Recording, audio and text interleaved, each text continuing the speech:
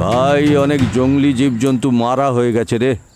আজ ভাবছি একটা বাঘ যদি শিকার করতে পারি তাহলে সত্যি বলছি খুব মজা হবে। হ্যাঁ, কে তুমি? আমিও শিকার করি শিকারীদের। হ্যাঁ,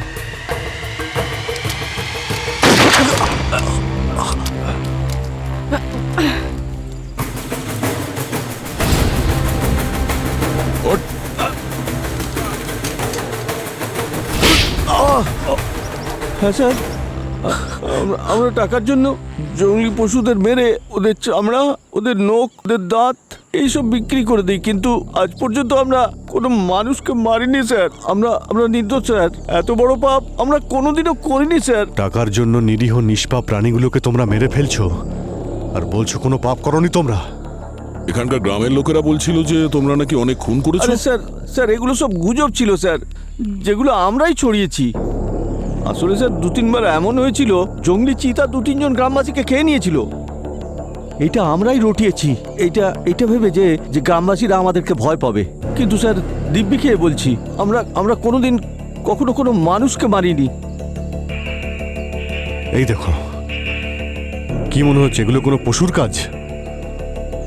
দুটো আলাদা আলাদা মানুষের টুকরো এইগুলো। 2জন লোক মারা গেছিল জঙ্গলে, কিন্তু আমরা তো একটাই লাশ দেখেছিলাম, যেটা খুব খারাপ অবস্থায় ছিল। তখন কি করলে তোমরা? কিছু না স্যার, লাশটা ওখানে দেখার পর আমরা চলে এসেছিলাম। আসলে আমরা শিকারী স্যার, লাশের ব্যাপারে কাকে কি বলবো। কোথায় দেখেছিলে লাশ? এখান থেকে কিছুটা দূরে ওই জায়গাটা। ম্যাপ দেখে বলো কোথায় দেখেছিল ওই লাশ। এখানেই কোথাও দেখে।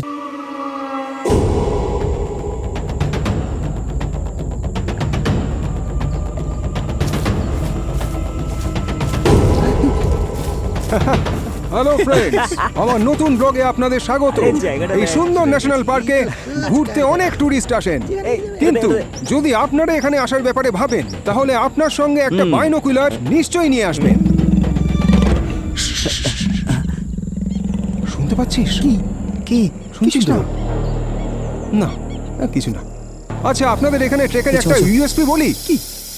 এখানে অনেক ডেঞ্জারাস প্রাণী আছে, লাইক লায়ন্স, প্যান্থার্স, স্নেকস, আর এদের জন্যই আরে কি বলছে? এখানকার ট্রেক। মন্টি ভাই, আরো থ্রিলিং হয়ে যায়। এগুলো আগে কেন বলেনি? আরে একে তো কিরকম আজব ট্রেক, তার মধ্যে এই সব। আমি বাড়ি যাবো। চল না। Guys, hold on. আরে মন্টি ভাই, চিল। সব সেফ আছে। আরে ভিউজ বাড়ানোর জন্য বলছি, চল। আমাদের না একটু ভুল হলো। কি? আমাদের না ওয়াটার পার্ক যাওয়া উচিত ছিল। আরে this is the adventure bro. কি অ্যাডভেঞ্চার ভাই? কি অ্যাডভেঞ্চার ভাই? এখানে তুমি দাঁড়া ভাই, সুসু পেয়েছে খুব। হ্যাঁ হ্যাঁ, করে নে। যা, যা, যা যা, যা, যা, ওদিকে গিয়ে করে আয়, যা। আরে যা, যা, হ্যাঁ, যা, চলে যা, আয়। দেরি করিস না আসবি, আসবি। কিন্তু।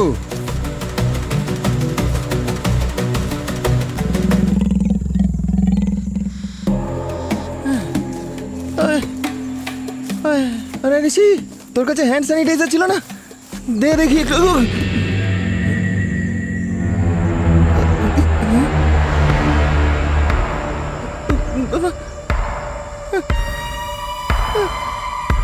এরা কোথায় গেল? আমাকে ছেড়ে ঋষি কোথায় গেল? ঋষি কোথায় গেল? ঋষি, এগুলো একদম আমার বন্ধু। এরা কোথায় গেল? আমাকে ছেড়ে। ঋষি, ঋষি, আকাশ, ঋষি, তুই কোথায় গেলি? আমাদের আর কি পারিস না। ভয় লাগছে ভাই, কোথায় গেলি? আমি তো দেখে আসছি না, আমি বাড়ি যাবো। বাইরে আইসি, ভয় লাগছে। ঋষি, আকাশ, গৌতম,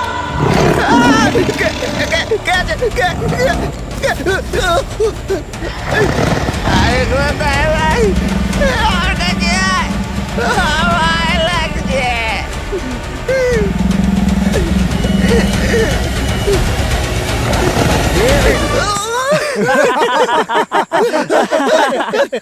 আরে ভিতু, আরে আরে ভিডিও তুই না একদম ভিতু, পুরো ভিতুর ডিম তুই।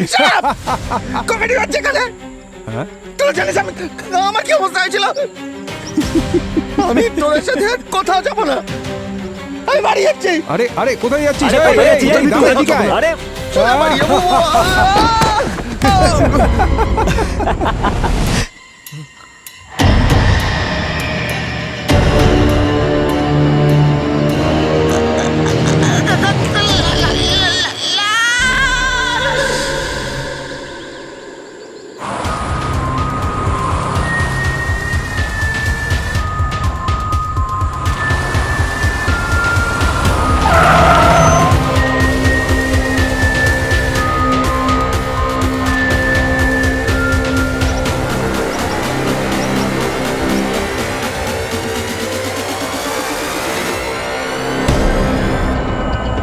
বডি প্রথম কে দেখে?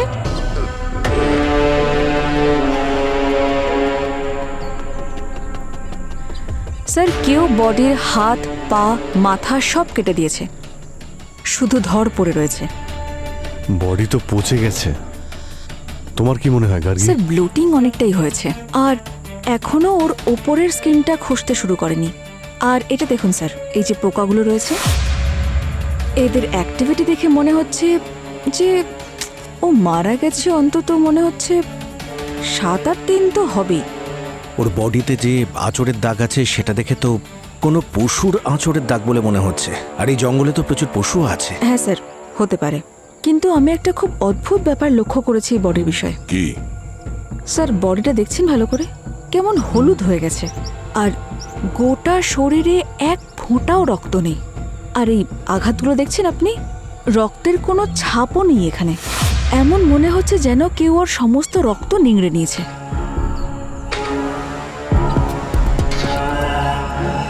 এমন আবার কোন প্রাণী আছে? মানুষ। পৃথিবীতে সব থেকে ভয়ঙ্কর প্রাণী হলো মানুষ, অভিজিৎ। আর তারাই এরকম কাজ করতে পারে। হ্যাঁ স্যার, এই বডির হাত পা মাথা এত প্রিসাইসলি কাটা হয়েছে যে এই কাজটা কোনো পশুর পক্ষে সম্ভব নয় কখনোই। মানে কোনো ধারালো অস্ত্রের ব্যবহার করা হয়েছে। You right sir. এখন যদি সালুকে স্যার থাকতেন তাহলে। গার্গী, এখানে ডক্টর সালুখের নাম নেওয়াও বারণ, আর সেটা তুমি জানো। ডক্টর গার্গী, একটা কথা বলো, এর মৃত্যু গলা কাটার পরে হয়েছে নাকি মারা যাওয়ার পরে এর শরীরটাকে টুকরো টুকরো করেছে? স্যার এটা এই মুহূর্তে বলা খুবই মুশকিল, তবে ধরে কোনো অ্যাটাকের চিহ্ন তো পাচ্ছি না। একবার অটপসি করে নিই, তারপরেই আমি কিছু বলতে পারবো। কিন্তু স্যার তার জন্যও বডির বাকি পার্টসগুলো প্রয়োজন।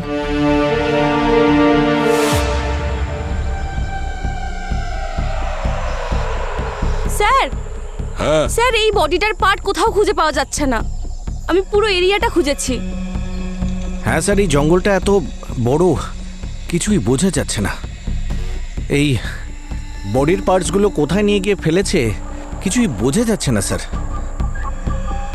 Sachin, Krittika, forest officer, sniffer dog, সবার থেকে হেল্প নাও। এই লাশের টুকরো যে কোনো ভাবেই হোক খুঁজতে হবে আমাদের, তাড়াতাড়ি। ডক্টর গার্গী, তুমি যদি কোনো সিনিয়র ফরেন্সিক এক্সপার্টের সাহায্য নিতে চাও বলতে পারো, ডেকে নিচ্ছি। স্যার এমনিতে আমি হ্যান্ডেল করে নেব, তবে যদি আরো এক্সপিরিয়েন্সড কাউকে পাই তাহলে আমার একটু সাহায্য হতে পারে। না, যদি তোমার কেউ জানাশোনা থাকে তাকে ডেকে নিতে পারো। আমি চিনি স্যার এমন একজন মানুষ যে সিআইডি আর ফরেন্সিকের দুটো প্রেশারই সহ্য করতে পারবে। কে? Doctor Sarika sir. Doctor Sarika? হ্যাঁ, আমার তো তাই মনে হচ্ছে।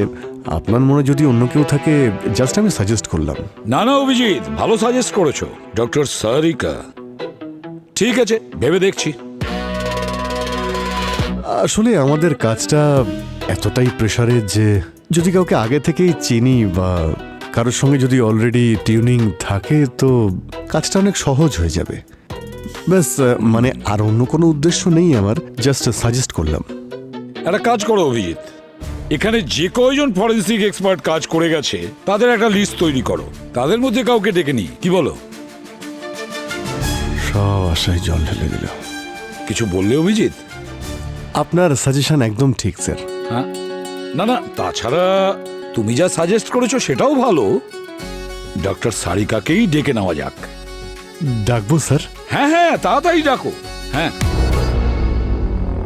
অভিজিৎ, আরে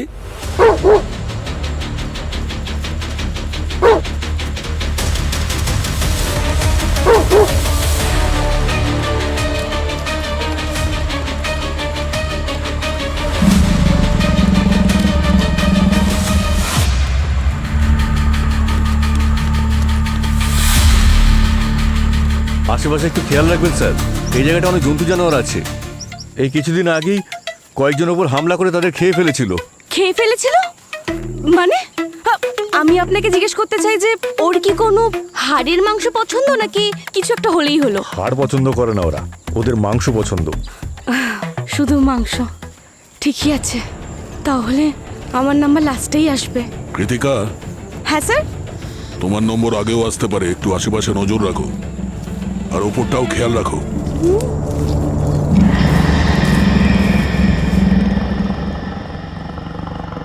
পোস্টমর্টেম টেবিলে রাখা ডেড বডি যতটা সত্যি বলতে পারে ততটা সত্যি তোমরা জীবিত মানুষকে দিয়েও বলাতে পারবে না।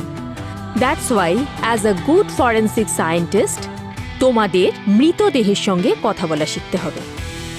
আচ্ছা, কালকে আমরা অ্যালগার মর্টিস, রাইগার মর্টিস আর লাইবার মর্টিস থেকে টাইম অফ ডেথ কিভাবে জানা যায় সেটার ব্যাপারে বলবো। Thank you. Bye bye.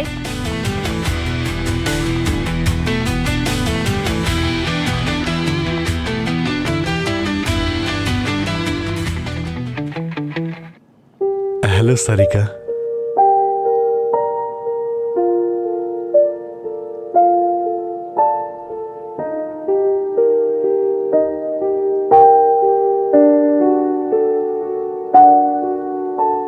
Sarika, Abhijit here.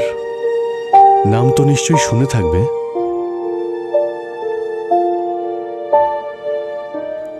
এখানে কি করছো তুমি?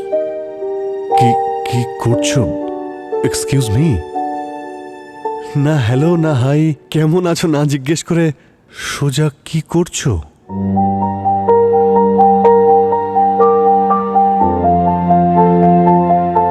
কি কাজ বলো? কাজ তো অনেক আছে তোমার সঙ্গে সারিকা। আই মিন আমার তোমার হেল্প চাই। আই মিন সিআইডির তোমার সাহায্যের প্রয়োজন। আমার কাছে তোমার জন্যও সময় নেই, সিআইডির জন্যও নেই।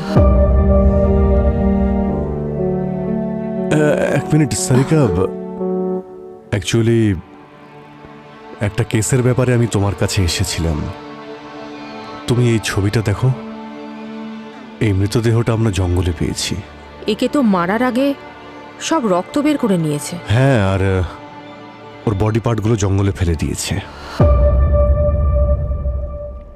দেখো, আমাকে এসবের মধ্যে টেনো না। আমি সিআইডি সেই চাকরিটা অনেক আগেই ছেড়ে এসেছি। আমি এখানে স্টুডেন্টদের পড়াই, and trust me, I am very happy. আচ্ছা, তুমি শুধু নিজের আনন্দের কথা ভাবছো, আর বাকিদের কি হবে? আই মিন সিআইডির তোমাকে প্রয়োজন সারিকা, তোমার হেল্প চাই। সিআইডিকে বলো অন্য কারোর হেল্প নিতে। সারিকা, সিআইডিতে তোমার থেকে বেটার কেউ নেই। এটা আমিও বলছিলাম স্যার। এসিপি স্যার, স্যার আপনাকে দেখে আমি এতটাই খুশি যে ভাষায় প্রকাশ করতে পারছি না। সারিকা, শালুকের পরে সিআইডিতে এমন একজন ফরেন্সিক এক্সপার্ট দরকার যে শুধু যোগ্যই নয়, বরং তার ওপর যেন আমরা ভরসা করতে পারি। ডক্টর সারিকা, ওই খুনি একজনের বডিকে টুকরো করে জঙ্গলে ফেলে দিয়েছে। তাই ওই খুনি অন্য আর কাউকে খুন করার আগে ওকে আমাদের ধরতেই হবে।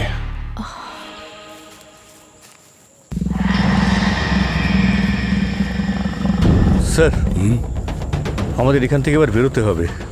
অন্ধকার হয়ে আসছে, আর অন্ধকারে আমরা পশুকে দেখতে পাই না, কিন্তু পশুরা কিন্তু আমাদের পরিষ্কার দেখতে পায়।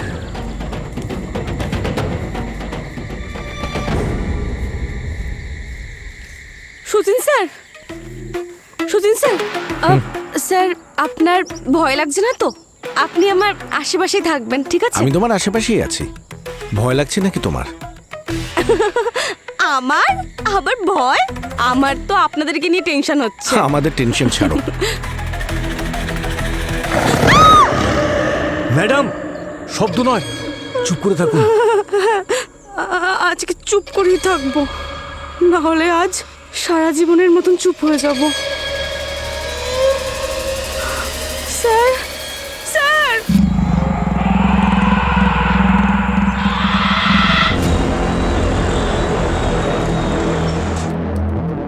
Hello, I am doctor Sarika. Hi, I am doctor Gargi. অনেক শুনেছি আপনার ব্যাপারে। হোপফুলি ভালোই কিছু শুনেছো। অফকোর্স ম্যাম, সব ভালোই শুনেছি। কার থেকে? সবার থেকে। পঙ্কজ স্যার, দয়া স্যার, পূরবী ম্যাম।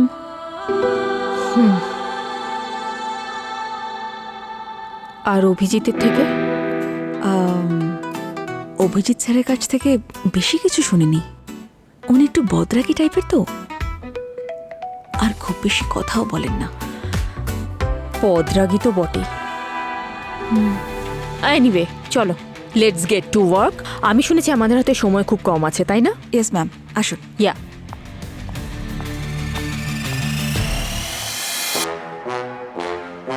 বদরাগী, সবাই আমার পিছনে আজকাল আমাকে বদরাগীই বলে।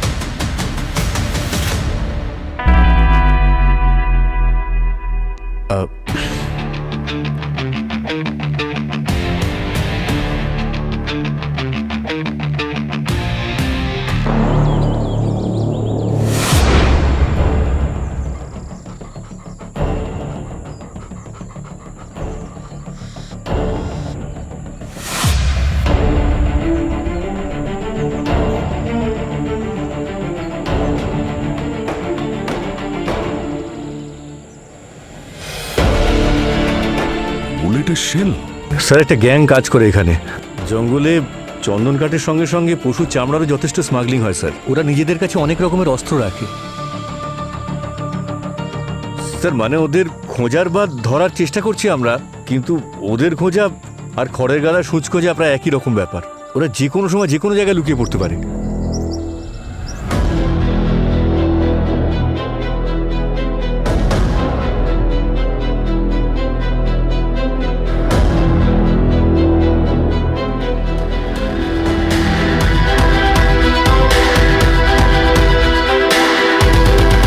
ডক্টর সারিকা, কিছু জানা গেল যেটা থেকে আমরা কেস উদ্ধার করতে পারবো? হ্যাঁ স্যার, ভিকটিমের বয়স 35 বছরের কাছাকাছি। আর যেরকমটা ফটো দেখে মনে হয়েছিল, মারার আগে এর সব রক্ত বের করে নেওয়া হয়েছিল। এর বডি থেকে আমরা অ্যান্টিক্লট এভিডেন্সের চিহ্নও পেয়েছি, যেটা রক্তকে জমাট বাঁধতে বাধা দেয় যাতে ব্লাড ক্লটিং না হয়। তাহলে একটা ব্যাপার তো শিওর, যে মারার আগে এর সব রক্ত বের করে নেওয়া হয়েছিল, আর তারপরে এর মাথা আর হাত পাকে ধারালো মেশিন দিয়ে কাটা হয়েছিল। এর মৃত্যুর কারণটা কি হতে পারে? স্যার, যখন আমরা শরীরের বাকি বডি পার্টগুলো পেয়ে যাব, তখনই সবটা বলতে পারবো। আই নো স্যার, হ্যাঁ, মরার কারণটা খুঁজে পেয়েছি স্যার। আচ্ছা, hello Daya, how are you? I am good, how are you doctor Sarika? Very very good. আর আপনার ওই কলেজ কেমন চলছে? একদম স্ট্রেস ফ্রি। ও, hi Sachin, how nice to see you. Same here. তোমাকে তো আমি আগে দেখিনি। I am doctor Sarika. Hello, ma'am. I am Sub Inspector Kirtika. Nice to meet New you. joining. Sir, এটা খুঁজে পেয়েছি ওই জঙ্গলে। বুলেট? তার মানে এর মৃত্যু গুলি লেগে হয়েছে? কিন্তু স্যার, এর বডিতে তো আমরা কোনো গুলির চিহ্নই পাইনি। হেডশটও তো হতে পারে ডক্টর সারিকা। হ্যাঁ, নিশ্চয়ই হতে পারে, কিন্তু সেটা কনফার্ম করতে গেলে এর মাথার প্রয়োজন। এর বডি পার্ট পাওয়া গেছে? না স্যার, কিন্তু ব্যালিস্টিক রিপোর্ট নিয়ে এসেছি। স্যার, এই গুলি .315 রাইফেল থেকে চলেছে। স্যার, ওখানে ফরেস্ট অফিসার বলল যে কিছু মাফিয়া আছে যারা জঙ্গলে অপারেট করে আর কাঠ চুরি করে, আর লেবারের জন্য ওরা গ্রামের লোকেদের ইউজ করে স্যার। আর ওদের মুখ বন্ধ রাখার জন্য অনেক টাকাও দেয় স্যার, আর সঙ্গে প্রাণে মেরে ফেলার হুমকিও। তো হতে পারে যে ভিকটিম ওই লোকটাকে কোনো বেআইনি কাজ করতে দেখেছিল, সেই জন্য ওকে মেরে দিয়েছে। ওই স্মাগলারদের ব্যাপারে পুরো খবর নাও, আর জঙ্গলের সার্চ এরিয়াটা বাড়াও, ড্রোন ইউজ করো, পারলে চিরুনি তল্লাশি করো। যে কোনো পরিস্থিতিতেই এর বডি পার্ট আমাদের খুঁজে বের করতে হবে। কৃতিকা, হ্যাঁ স্যার। গত 2-3 সপ্তাহ ধরে যে কয়জন নিখোঁজ হয়েছে 35 বছর বয়সী, তাদের সবার ব্যাপারে খোঁজ নাও। হ্যাঁ স্যার।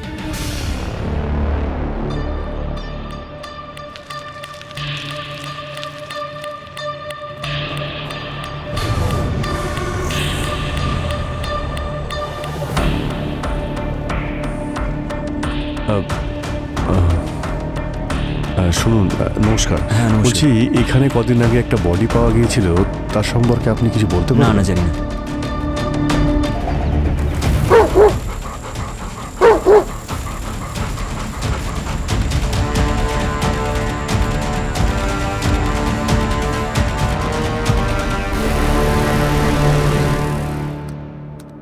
দেখুন দাদা, আপনি যদি জানেন তাহলে বলে দিন, খুব উপকার হয়। আরে ভাই, এই জঙ্গল হলো শয়তানের আখড়া। এর ভেতরে একবার ঢুকলে আর কেউ ফিরে আসে না, বুঝলে? না, যদি মানে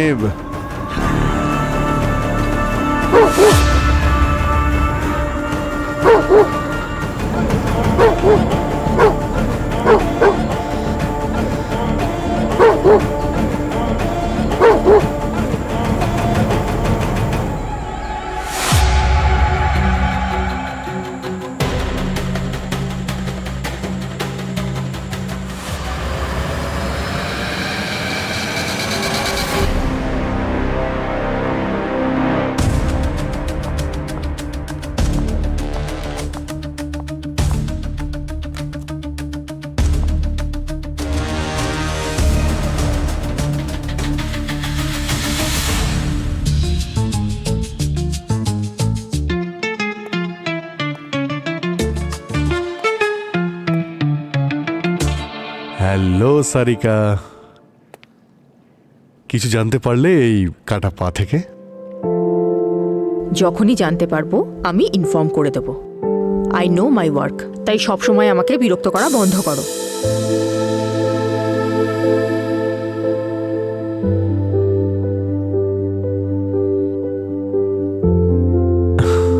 কি কি হয়েছে কি তোমার সারিকা? কি নিয়ে তুমি এত রেগে আছো? আমি তো কিছুই বুঝতে পারছি না।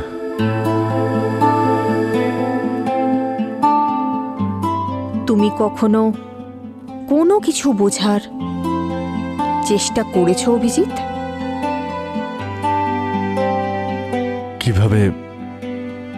কিভাবে বুঝবো? তুমি যদি কিছু বলতে তো। তোমার তো শুধু সিদ্ধান্ত শোনানোর অভ্যেস আছে।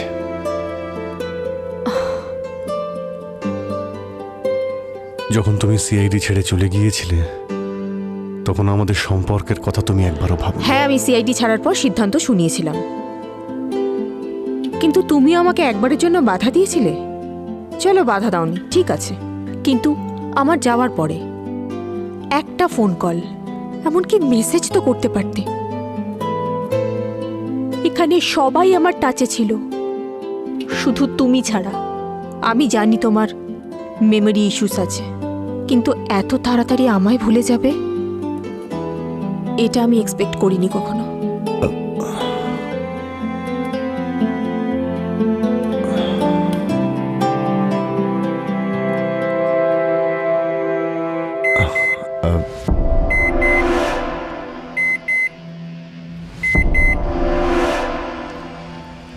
ও গড, এটা কি করে হতে পারে? কি হলো সারিকা?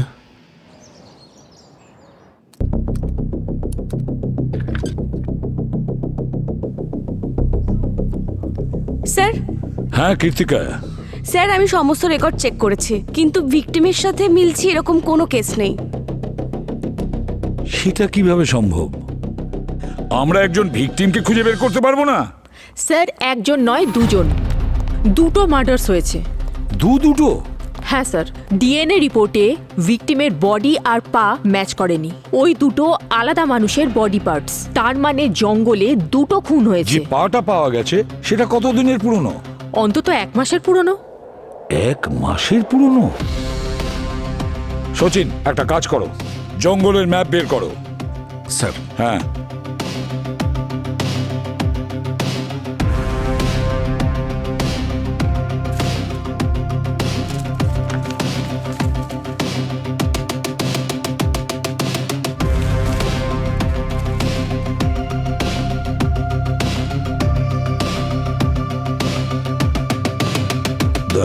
স্যার, যে পাটা পাওয়া গেছে সেটা কোথা থেকে পাওয়া গেছে? পা আমরা এই জায়গাটায় পেয়েছি। ধরটা পাওয়া গিয়েছিল ঠিক এই জায়গাতে। আর ওই এমটি শেল এইখানে। এই 3টে জায়গা তো অনেকটাই দূরে স্যার। সেটাই তো, অনেক দূরে দূরে। স্যার আমার তো মনে হয় এই সব কাজ কোনো সিরিয়াল কিলার করেছে। প্রথমে ভিকটিমের শরীরের রক্ত বের করে নেয়, তারপর বডিটাকে ছোট্ট ছোট্ট টুকরো করে জঙ্গলের বিভিন্ন কোণায় ছড়িয়ে দেয়, যাতে করে সবাই মনে করে কোনো পশু এই কাজ করেছে। সচিন, তোমার ধারণাটা ঠিকই, কিন্তু এই কাজটা কোনো সিরিয়াল কিলার করেনি। স্মাগলারদের কাজ, স্মাগলারদের। আর স্যার, যখন আমি গ্রামের লোকেদের সঙ্গে কথা বলেছিলাম তখন ওরা বলেছিল স্মাগলারদের কাছে যেমন বন্দুক আছে সেগুলো .315-এরই, যার শেল আমরা পেয়েছিলাম। আর ওরা বলেছিল যারাই স্মাগলারদের কোনোভাবে দেখে ফেলে তারা ওদের ছাড়ে না, প্রাণে মেরে ফেলে। আর এই ধরনের স্মাগলার্সরা জল যেখানে আছে সেখানে গিয়ে বসে, যেখানে পশুরা জল খেতে আসে, আর যেই পশুরা আসে অমনি ওদের গিয়ে শিকার করে। তাহলে আমরা ওই শিকারীদের শিকার করব। সঠিক সময় এসে গেছে।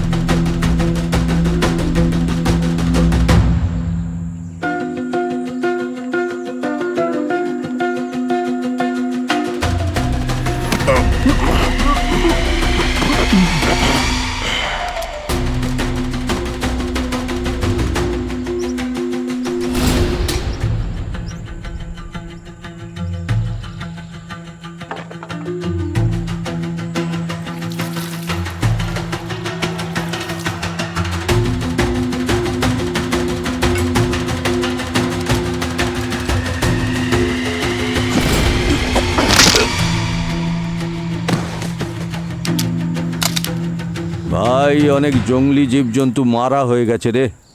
আজ ভাবছি একটা বাঘ যদি শিকার করতে পারি তাহলে সত্যি বলছি খুব মজা হবে। হ্যাঁ, কে তুমি? আমিও শিকার করি শিকারীদের। হ্যাঁ,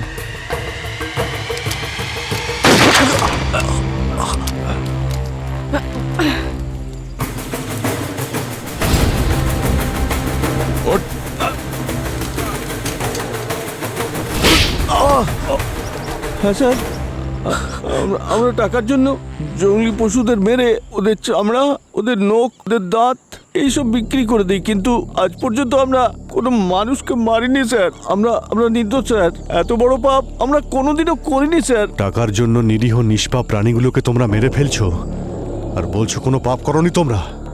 এখানকার গ্রামের লোকেরা বলছিল যে তোমরা নাকি অনেক খুন করেছো। আরে স্যার এগুলো সব গুজব ছিল স্যার, যেগুলো আমরাই ছড়িয়েছি।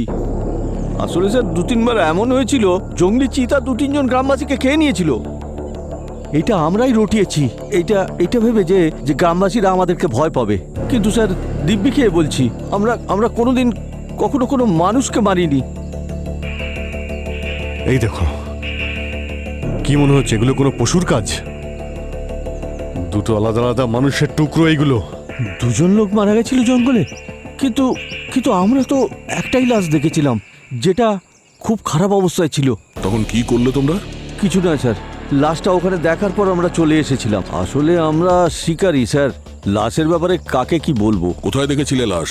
এখান থেকে কিছুটা দূরে ওই জায়গাটা। ম্যাপ দেখে বলো কোথায় দেখেছিল ওই লাশ। এখানেই কোথাও দেখেছিলাম স্যার। ঠিক আছে। সচিন, তুমি এবার এদের একটু জেল থেকে ঘুরিয়ে আনো, ততক্ষণ আমি আর দয়া ওখানে গিয়ে দেখছি। Okay sir. স্যার, ভিকটিমের বয়স প্রায় 28 বছর হবে। আর এই পা যেটা জঙ্গলে পেয়েছেন আপনারা, 1 মাস পুরনো, এটাও এই ভিকটিমেরই। ও, আর প্রথম ভিকটিমের মতোই একেও মারার আগে সমস্ত রক্ত বের করে নেওয়া হয়েছিল। আর রক্ত বের করে নেওয়ার পরে এর শরীরের টুকরো করা হয়েছে ধারালো মেশিন দিয়ে। তাহলে এদের মৃত্যু পুরো রক্ত বের করার জন্য আবার হয়নি তো? স্যার, পসিবল হতে পারে, কিন্তু সিওরিটির সঙ্গে বলতে পারবো না। এমন কোনো পদ্ধতি নেই যেটা থেকে আমরা জানতে পারি এরা দুজনে আদতে কে? আমি বলতে চাইছি, তোমার এক্সামিনেশনে এমন কিছু পাওয়া গেছে যেটা থেকে জানতে পারি যে আসলে এই লোকেরা কি করতো, কোথায় থাকতো? বুঝতে পারছো কি বলতে চাইছি? একটা ব্যাপার স্যার, এই ভিকটিমের লাংস থেকে আমরা silica, iron oxide, calcium oxide, aluminium অক্সাইডের ট্রেসেস পেয়েছি। আর তার সাথে সালফার অক্সাইড আর নাইট্রোজেন অক্সাইডেরও অল্প ট্রেসেস পাওয়া গেছে। আর এটা শুধু একদিনের জন্য নয়, অনেক দিন ধরে শ্বাস নেওয়ার ফলে এগুলো এর শরীরে গেছে। এই সমস্ত কম্পোনেন্ট তো সিমেন্টে পাওয়া যায়, তাই না সারিকা? এর মানে হলো যে এই লোকটা সিমেন্ট ফ্যাক্টরিতেই কোনো কাজ করতো। হতে পারে অভিজিৎ। একটা কাজ করো, এই শহরে যতগুলো সিমেন্ট ফ্যাক্টরি আছে ওখানে গিয়ে খোঁজ নাও গত 1 মাসের মধ্যে ওদের কোনো ওয়ার্কার নিখোঁজ হয়েছে কিনা। এতগুলো সিমেন্ট ফ্যাক্টরি আছে এখানে, এখনো পর্যন্ত তো কিছুই পেলাম না। দেখি এখানে কিছু পাওয়া যায় কিনা। আরে ভাই, একটু শুনুন। হ্যাঁ স্যার। তোমাদের সঙ্গে যারা যারা কাজ করে তারা সবাই আছে এখানে? মানে কেউ ধরো 15 দিন বা 1 মাস ধরে আসছে না, কোথাও চলে গেছে? হ্যাঁ স্যার, ওই চান্দু আসছে না 1 মাস হয়ে গেছে। আমাদের মালিক অমরজিতের সাথেও ঝগড়া হয়েছিল, তাই আমি ভাবলাম হয়তো কাজ ছেড়ে চলে গেছে। মালিকের নাম্বার আছে? হ্যাঁ স্যার। একটু ফোন করো তো, দেখো তো কোথায় আছে। ঠিক আছে স্যার।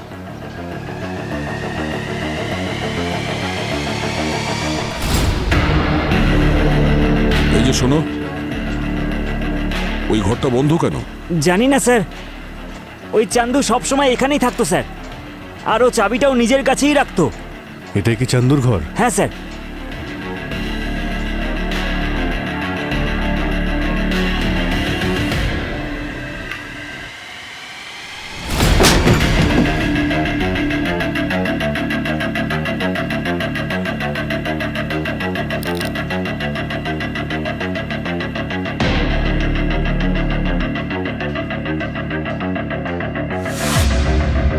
নকল মদের ব্যবসা চলছে এখানে।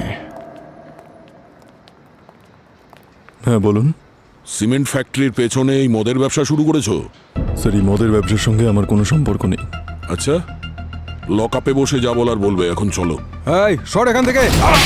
স্যার স্যার স্যার স্যার, আমি বলছি স্যার, স্যার আমি বলছি স্যার। আরে আগেই মুখটা খুললে একে এত জোরে একটা চড় খেতে হতো না। স্যার, এই অবৈধ ব্যবসাটা চন্দু জানাতো স্যার।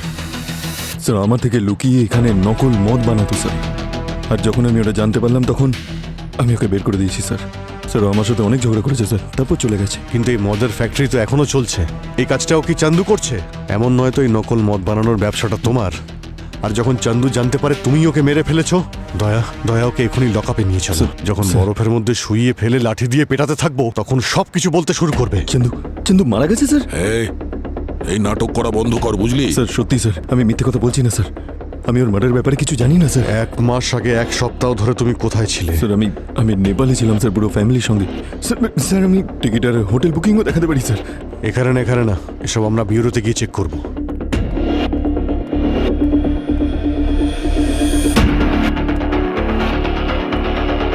স্যার, অমরজিৎ সত্যি কথা বলছে। ও আর ওর ফ্যামিলি গত মাসে নেপালে ছিল। আমি হোটেলে কল করে কনফার্ম করেছি। ঠিক আছে, অমরজিতের কাছ থেকে চান্দুর ডিটেলস নাও। চান্দুর মোবাইল নাম্বার, আইডি আর ব্যাংক ডিটেলস। আর অমরজিৎকে যেতে বলবে। হ্যাঁ স্যার। আর শোনো, ওকে বলবে যে যতক্ষণ না আমরা বলছি ও যেন শহর ছেড়ে না যায়। Okay sir. আর সচিন, এই চান্দুর বিজনেসের ব্যাপারে ভালো করে খোঁজ নাও তুমি। নকল মদের ব্যবসা করতো মানে কোথাও না কোথাও তো বিক্রি করতো। স্যার। হ্যাঁ স্যার, অমরজিৎ আর লেবাররা চন্দুর ব্যাপারে কিচ্ছু বলতে পারেনি, কিন্তু চন্দুর মোবাইল ট্র্যাক করে আমরা ওই জায়গাটা খুঁজে পেয়েছি, যেখানে চন্দুর মোবাইল শেষবারের মতো অ্যাক্টিভ ছিল। তাতে কি জানতে পেরেছো? স্যার মদের ভাটিখানা থেকে মিসিং হওয়ার 2 দিন পরে চন্দু বাস স্ট্যান্ডে ধরা পড়ে একজনের পকেট মারার সময়। প্রথমে পাবলিক ওকে খুব মেরেছিল, তারপরে হসপিটালে নিয়ে যাওয়া হয়। হসপিটালে নিয়ে গেছে? হ্যাঁ। কোন হসপিটালে? City hospital sir. সিটি হসপিটালে? হ্যাঁ অভিজিৎ, নার্স বলল যে মাথায় আঘাত লাগার জন্য প্রচুর রক্তক্ষরণ হয়েছে চান্দুর, আর ওর ব্লাড গ্রুপও খুব রেয়ার ছিল। আর লাকিলি ব্লাড ব্যাংকে ওই ব্লাড অ্যাভেলেবল ছিল। কোন blood group? Bombay blood group. আরে ভাই, এটা তো রেয়ার ব্লাড গ্রুপ, কয়েক লাখ মানুষের মধ্যে একজনেরই হয় এটা। কিন্তু এরা ওই ব্লাডটা পেয়ে গেছে, আর 2-4 দিনের মধ্যে ও ডিসচার্জও হয়ে গেছিল। সেই সময় হসপিটালে ওর সঙ্গে কেউ দেখা করতে এসেছিল? না অভিজিৎ, আচ্ছা এরকম নয় তো যে চান্দুর এই রেয়ার ব্লাড গ্রুপের জন্যই কেউ ওকে খুন করে দিয়েছে? হতে পারে দয়া, হতে পারে। স্যার আমি বোন ম্যারোর ভেতরে থাকা অ্যান্টিজেন দিয়ে 2 জন ভিকটিমের ব্লাড গ্রুপ জানতে পেরেছি, আর 2 জনের ব্লাড গ্রুপই সেম। কোন blood group? Bombay blood group. এই ধরনের ব্লাড গ্রুপে রেড ব্লাড সেলসে এইচ অ্যান্টিজেন হয় না, যে কারণে এরা নিজেদের ব্লাড গ্রুপ ছাড়া অন্য রক্ত নিতে পারে না। এত রেয়ার ব্লাড গ্রুপ যখন, তখন মার্কেটে নিশ্চয়ই দাম আছে। হ্যাঁ, কিন্তু প্রশ্নটা হলো যে ওদের শরীর থেকে রক্তটা বের করলো কে? আর যে বের করেছে হতে পারে এই বম্বে ব্লাড, তার ভবিষ্যতেও লাগতে পারে। তাহলে হসপিটালে গিয়ে খোঁজ নাও যে চন্দুকে ব্লাড ডোনেট করার জন্য বম্বে ব্লাড কোন ব্লাড ব্যাংক থেকে এসেছে। ব্লাড ব্যাংক থেকে 3 জনের রেকর্ড পেয়েছি যাদের বম্বে ব্লাড গ্রুপ। সো তাদের মধ্যে 2 জন সেফ আছে। একজনের নাম প্রথম, বয়স 35। ওর সাথে কোনো কন্ট্যাক্ট করতে পারিনি, ও একাই থাকে, পেশায় স্টক ব্রোকার। তাহলে হতে পারে স্যার ওই প্রথমই আমাদের প্রথম ভিকটিম, যার লাশ ওই বাচ্চারা জঙ্গলে পেয়েছিল। আর ওর বয়স ওই 30-35-এর কাছাকাছি, আর কোনো ফ্যামিলি নেই, তাই মিসিং কমপ্লেনও হয়নি। ওর অ্যাড্রেস পেয়েছো? হ্যাঁ আর স্যার এই ব্লাড ব্যাংক থেকে এটাও জানতে পেরেছি যে ন্যান্সি নামের একজন নার্স কয়েকদিন আগে চাকরি ছেড়েছে। স্যার যেদিন আমরা প্রথম বডিটা পেলাম তার একদিন পরেই। আর স্যার আমরা এই ন্যান্সির বাড়িতেও গিয়েছিলাম। ওই বাড়ি থেকে ওর হাজবেন্ড মুকুন্দ আর মেয়ে মিনি সকলেই উধাও। আর এই মুকুলের কি স্টোরি? স্যার সেরকম কোনো বিষয় নেই, ফার্নিচার বানাতো ওদের ওখানেই। ওদের ফ্যাক্টরিতে যাও তাড়াতাড়ি, ওখানে যে কোনো লোককে, যে লোককেই দেখতে পাবে সাথে সাথে তুলে নিয়ে আসবে।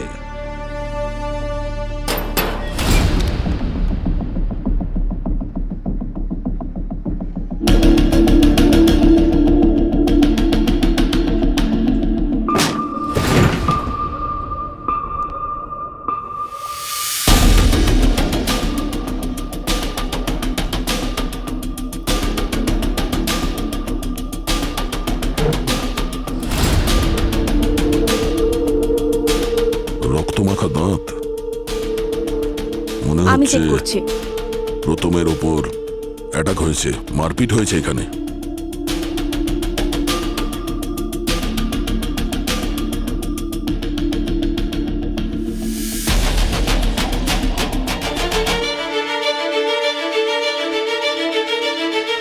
স্যার কি হয়েছে কৃতিকা?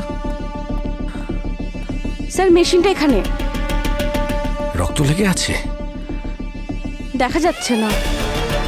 হতে পারে পরিষ্কার করে দিয়েছে। হ্যাঁ স্যার। ফরেন্সিকে পাঠিয়ে দাও। Okay sir.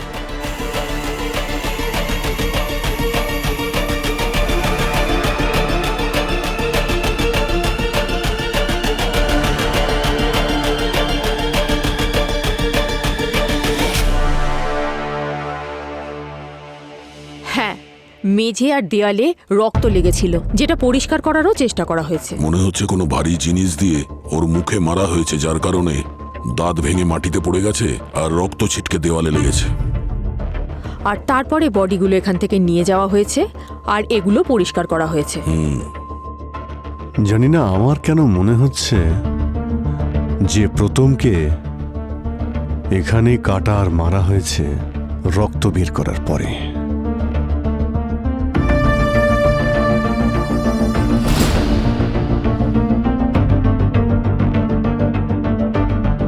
Syringe? Sarika,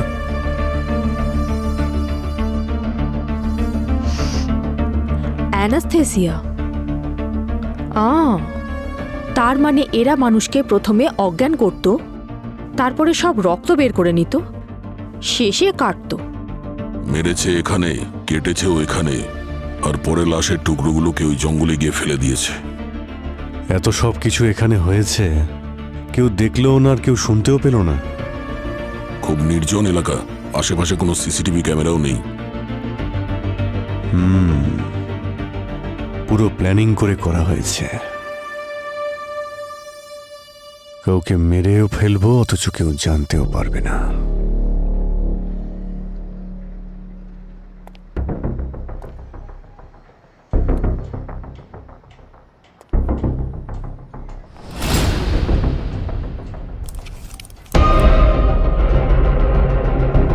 sir, এই দেখো, এর মধ্যে সিরিঞ্জ, টিউব আর তার সাথে ব্লাড পাউচ।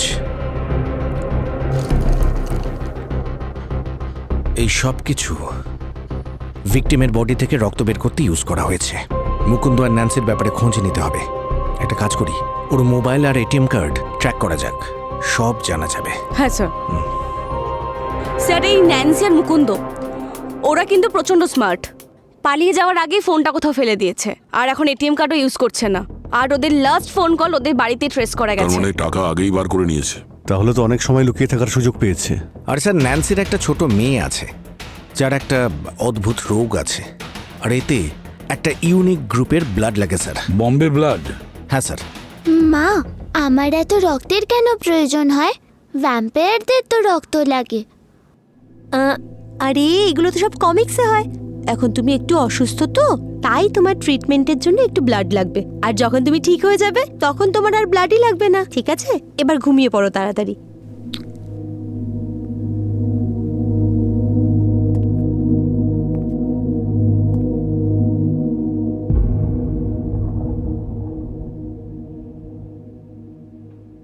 ব্লাডের স্টক তো শেষ হয়ে যাচ্ছে, এরপর কি করব? হসপিটাল থেকে জব ছাড়ার সময় আমি সব ডোনারদের লিস্ট নিয়ে নিয়েছিলাম, যাদের বম্বে ব্লাড গ্রুপ। ওদের কারুর থেকে নিয়ে নেব। আচ্ছা শোনো, ওর মেডিসিনের কি হলো? ওষুধের দোকানের লোককে বলেছি কালকে চলে আসবে।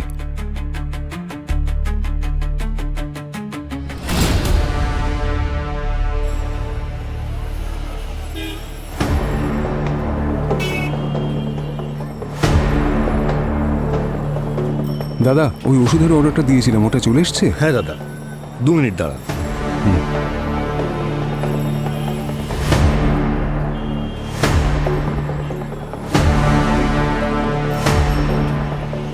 আরে মুকুন্দ, চলো। আপনি কে? আমরা তোমার অসুখের ট্রিটমেন্ট করতে এসেছি সিআইডি থেকে।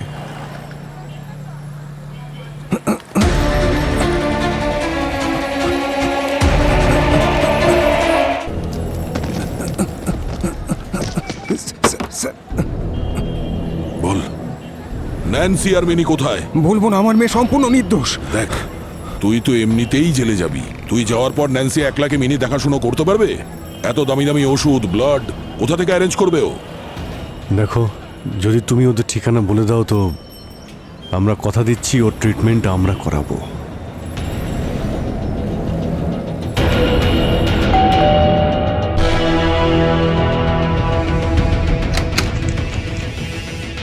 হ্যাঁ বলুন। সিআইডি।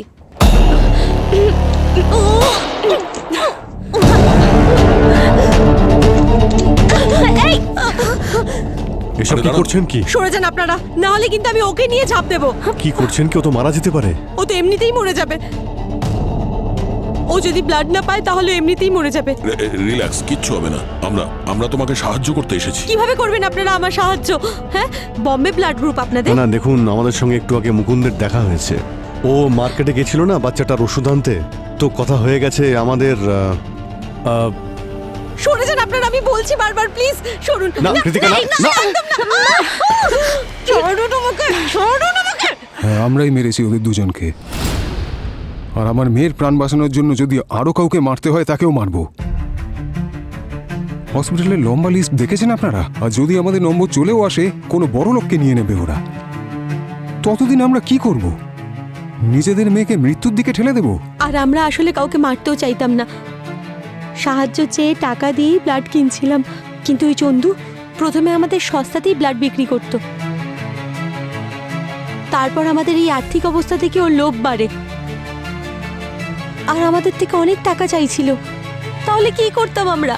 ওকে মেরেই ব্লাড কালেক্ট করতে হলো আমাদের। আর প্রথম আমার মেয়েকে রক্তদান করার থেকে ও নিজের বন্ধুদের সঙ্গে ফরেন ট্রিপে যাওয়া বেশি জরুরি মনে করছিল। আমাদের কাছে আর কোনো রাস্তাই খোলা ছিল না। প্রথমে আমরা ওদের দুজনকে কিডন্যাপ করলাম, তারপর ওদের আমি অজ্ঞান করলাম, তারপর মেডিকেল প্রসিডিওর করে ওদের সমস্ত ব্লাড বের করলাম।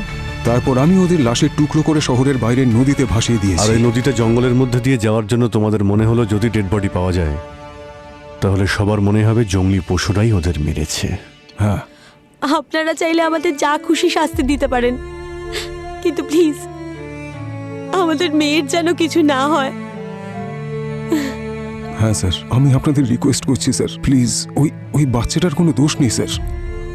আপনাদের যা শাস্তি দেওয়ার আমাদের দিন, ওকে ছেড়ে দিন প্লিজ। মিনির চিন্তা তোমাদের করতে হবে না, ওর চিকিৎসা তো আমরা করব। তোমরা প্রথমেই ওকে সঙ্গ না দিয়ে যে অপরাধ করেছো তাতেই ও যথেষ্ট কষ্ট পেয়েছে। Sir, hello sir. হ্যালো। আমি আপনাকে বাই বলতে এসেছি। আপনাদের সঙ্গে আরও একবার কাজ করতে পেরে আমার খুব খুব ভালো লেগেছে। তুমি চলে যাচ্ছ? দেখো সারিকা, তোমাকে আগে যেমন দরকার ছিল এখনো আছে। তুমি আমাদের এখানে জয়েন করছো না কেন? Sir, thank you for your offer, কিন্তু আমি একজন প্রফেসর এখন। প্রফেসর হচ্ছে তো কি হচ্ছে? একজন প্রফেসরের আসল জায়গা তো তার স্টুডেন্টদের কাছে, তাই না? আরে এই সামান্য ব্যাপার, আমাদের এখানেও তো স্টুডেন্ট আছে, তাই না? একজন তো ভালো স্টুডেন্ট আছে, ডক্টর গার্গী। ও অনেক কিছু শিখতে পারবে তোমার থেকে। তুমি যেও না, কেমন? কিন্তু স্যার, আচ্ছা, একটা কাজ করো, যতদিন না পর্যন্ত একজন ভালো ফরেন্সিক এক্সপার্ট পাচ্ছি ততদিন তো তুমি থাকতে পারো। কি? প্লিজ ডক্টর সারিকা, থেকে যান না। সারিকা ম্যাম, থেকে যান না প্লিজ।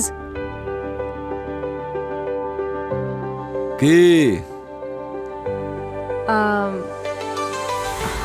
ঠিক আছে স্যার, যতদিন আপনারা কোনো এক্সপার্টকে না পাচ্ছেন আমি থেকে যাচ্ছি। Welcome back doctor Sarika once again to CID. Okay, thank you. Sachin, চলো। Thank you ma'am. Best of lakh.